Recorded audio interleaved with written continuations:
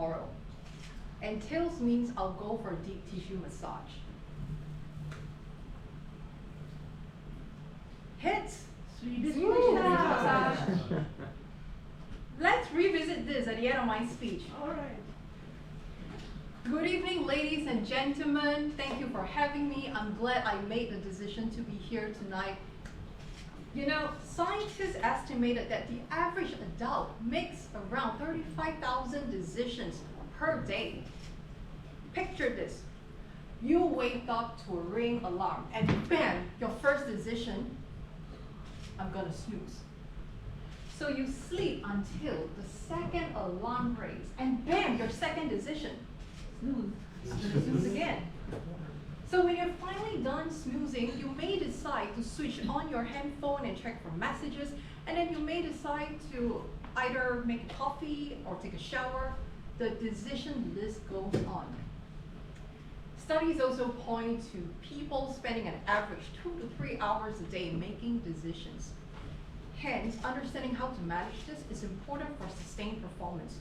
Just think about it. If you spend 2 to 3 hours a day making decisions, how much time do you then spend on changing your decisions or dealing with the consequences of bad decisions?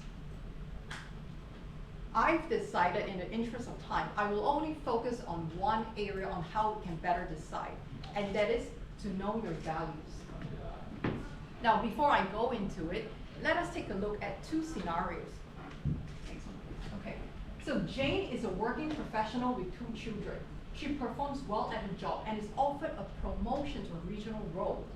She would need to travel regularly in her new role. Should Jane accept the promotion? Hold on to that thought. Second scenario, please. John discovers questionable practices within his firm. His manager has not recorded a significant incident that has cost the firm a sum of money in the financial report. Should John disclose the incident? Because if he were to disclose this, he would risk losing his job.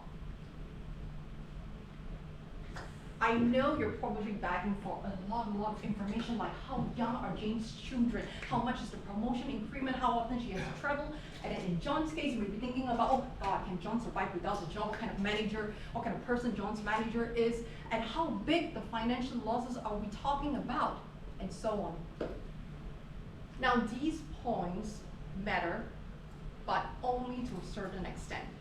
Ultimately, we want to make a decision that aligns with our values.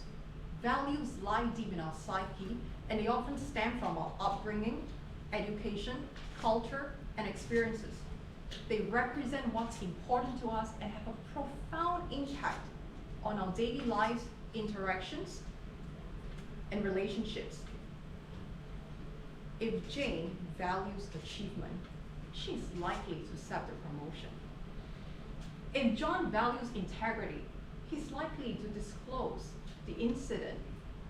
There is no hard right or wrong decision. It is a matter of values. Now you may think, can we brush aside our values from time to time in order to gain an advantage? Of course, but if we consistently act and decide against our values, in the long run, we will experience inner tension and dissonance. Values are your compass. So as much as you can, try your best to align your decisions with your values. So, how do we know what our values are? Next slide, please. Okay. So here are some of the areas I explore with my clients. I will not be able to go into details because unearthing one's values requires a longer and deeper contemplation. But as a start, you can look at some of these areas. Experiences. Think about why certain experiences are meaningful to you. What is it about those experiences that you value? Life purpose. When you talk about your life purpose, you review what's most important to you. Emotions. What makes you angry or upset? What values of yours are being violated? Similarly, what makes you happy or appreciated? What values of yours are being honored? Role model. Who's your role model? That person is likely to embody some of your values. Vision.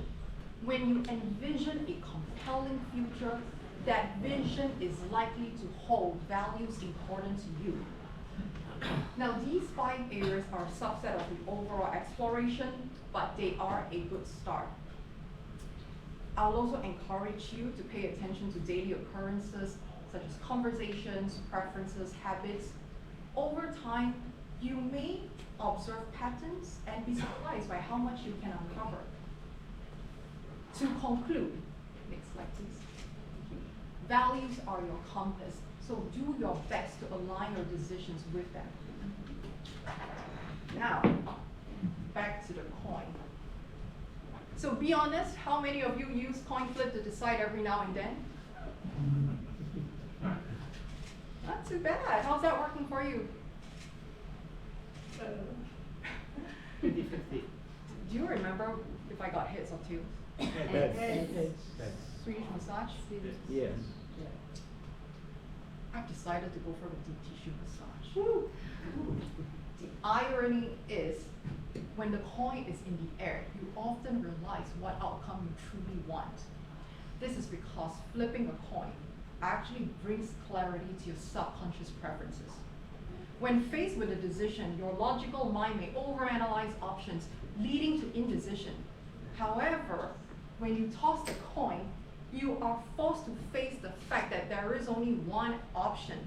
So in that split second, when the coin is in the air, your hope for that one outcome reviews your preferences. Try it if you haven't, and listen to what your heart tells you. Now with that, thank you very much. I shall conclude my speech, and may you make countless confidence decisions.